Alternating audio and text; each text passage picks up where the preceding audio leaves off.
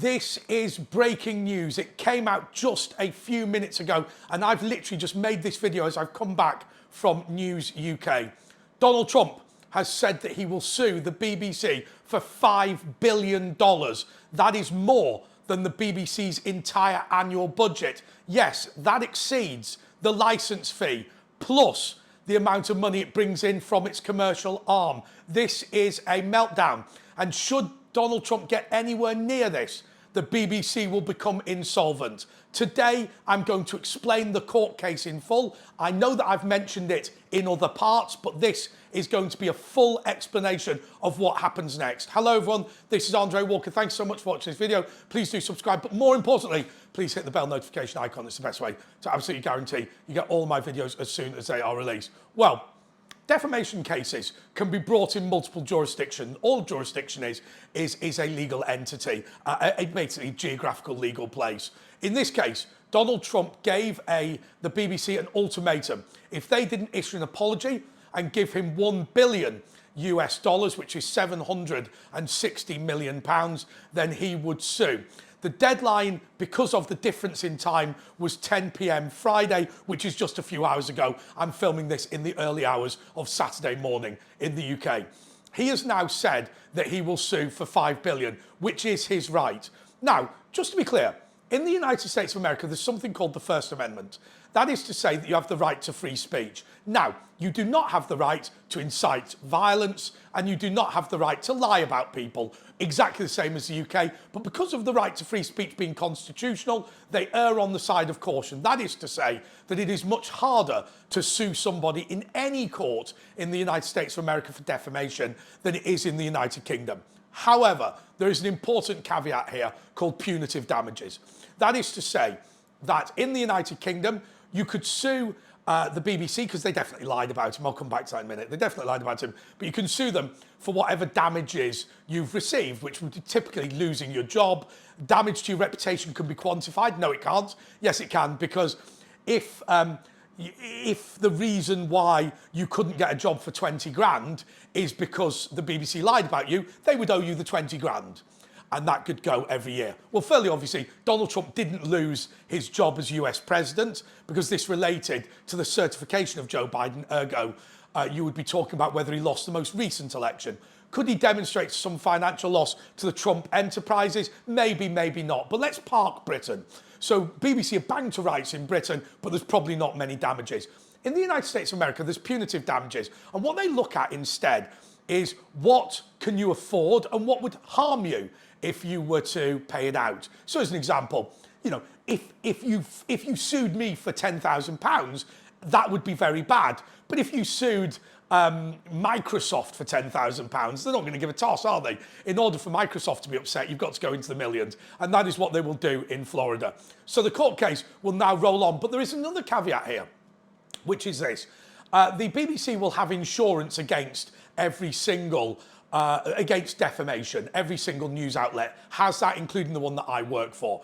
But what will happen is those insurers will take a view on this. Now, remember something, what the American broadcasters did. The American broadcasters said to themselves, look, we're being sued for $100 billion, okay, in a Florida court. We are going to pay Donald Trump $50 million to get rid of it. And that is to say, we'd rather lose $50 million than risk losing $100 billion. Now, so far, the BBC have said that they don't owe Donald Trump any money, ergo, they're not going to sue him. They're not going to pay him. But I don't think that's right. I think that I have got a major problem. That's my air fryer, by the way. I'm making some chips late at night. So, here is the thing that I think is going to be really significant about this. What will the insurers say? Because the BBC are going to be belligerent. But the next thing is this. On my radio show tonight, people were asking me about Donald Trump coming up with all these lawsuits against various news outlets. Look, let me just be fair-minded to Donald Trump. You know I'm a supporter of his. But think about this. He has a job as president of the United States of America. What allegation can you make against him, which is the most egregious allegation you can make? I would suggest that it's attempting to start an uprising against the president that beat him in the US presidential election. That is a capital offence in America. It's treason. You would get the electric chair for it. And also, it's particularly egregious to attempt an insurrection when you have been the American president. It's exactly the same as, if a teacher is accused of SA, then that's more serious, or it's deemed more serious because it's a teacher. And there are certain things called things like breach of trust, where people in a position of power, like a police officer, will get an additional punishment for breaking the law because they were a police officer. So it's pretty much the most egregious allegation you can make. Because remember, it didn't happen with the BBC, but in America, they also suggested that he'd encouraged his supporters to kill Mike Pence. So that man, Mike Pence at the time, is the chairman of the Senate. So you're accusing him of losing the election to Joe Biden, attempting to take power illegally, kill the vice president and chairman of the Senate, and then remain in the White House even though he's lost the election. That is a serious allegation. It's not having a laugh. It's not a political criticism. It's an allegation. And as you know, I think we've all heard the footage edited together where he says, let's march on the Capitol and support those senators and congressmen that do not want to certify the election. And then the fight, fight, fight bit was at the end. Let me talk a little bit about context. So imagine now you and I went to the pub together, right? And you bought me the wrong type of beer, right? And I went, oh, bloody hell, I'd kill you, right? That has a meaning, and you know what that meaning is. If, however, I broke into your house and I shouted, bloody hell, I'm going to kill you, that would have an entirely different meaning in that context. So when Donald Trump talks about fight, fight, fight, even though those are his words, by putting it out of context, it develops a completely different meaning, and a very bad meaning. Now, the BBC, what worries me is that they want to continue, they want to fight on, ironically, but this would be £180 on your BBC licence fee, i.e. doubling it. Equally, a payout of 50 or 100 million would still be 10 or 20 quid on the licence fee, probably a little bit less than that, but it would still be a significant amount of money that you, the British taxpayer, will have to pay. And so the BBC, I think, has got the problem that Tim Davie said it had, which is very simply this. I don't think the Donald Trump court case is the problem. I think they'll settle out of court because the insurers will insist on it. And nobody at the BBC takes any responsibility. It's like when people sue the NHS for medical negligence. None of the doctors get into any trouble. They just give a bigger bill to the taxpayer. It's absolutely circular.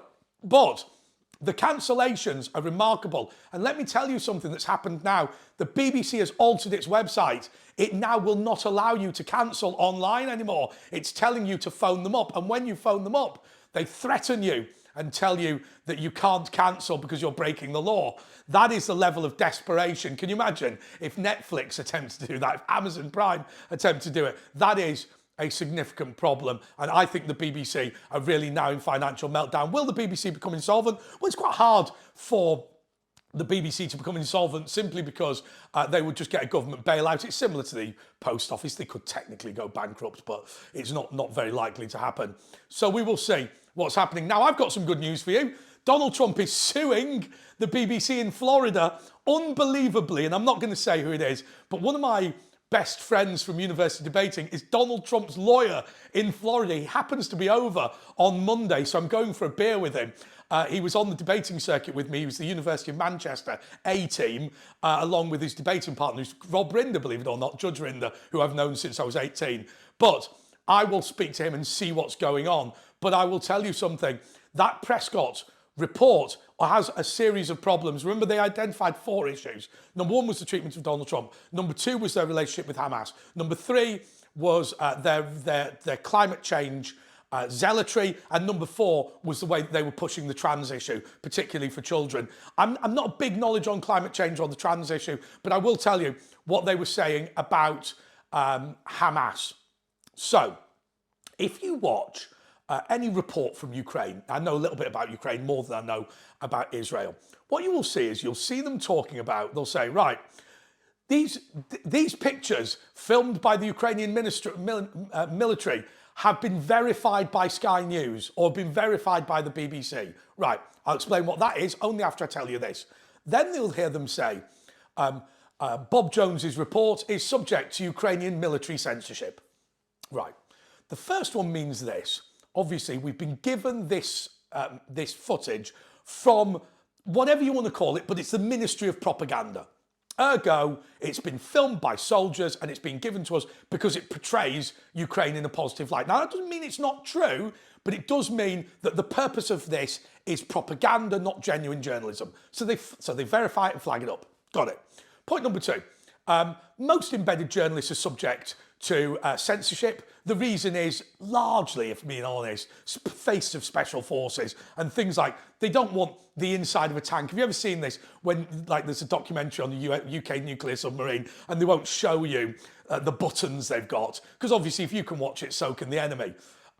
Now, in the case of Hamas, the BBC received footage from them and didn't flag it up as having been made by Hamas. Similarly, reports came in that had been censored by Hamas and the BBC didn't flag that up. Now, when the UK government, the UK military censors reports, it is clearly flagged on the BBC. When the Ukrainians do it, when the Americans do it, when the Russians do it, whoever. When Raghi Omar was in the Palestine hotel in Baghdad, they said his report live from Baghdad is subject to censorship by the Iraqi government. Yeah.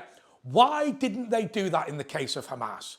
The reason is because they are presenting these people who are terrorists as being genuine journalists. Now, there is nothing wrong at all with footage being used that was collected by soldiers and whatever, right? You know, as an example, the drawings and the first-hand accounts of Auschwitz were done by prisoners, right? Fairly obviously, they weren't done by the British and American military and the Russian military because they weren't there. So there's nothing wrong with that, but you've got to flag it up. Now, some of you will say the fact that Hamas were terrorists meant that they shouldn't be paid anyway. There's an argument one way or the other. On the one hand, they were terrorists. On the other hand, no journalists are allowed to operate in Gaza who aren't, and therefore you would have to deal with them if you want any footage. But I get that. But it was the fact that that wasn't flagged. Now, of course, the other 2 points to make were the fact that they have run an infomercial in favour of climate change, that new pagan religion that I talk about a lot. Young people shouting, "You'll die of old age, I'll die of climate change."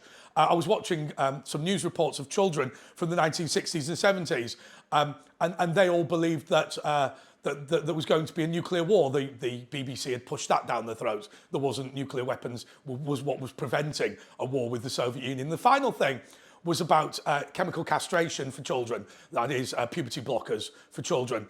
The BBC was criticised by Michael Prescott for all of their zealotry on that issue.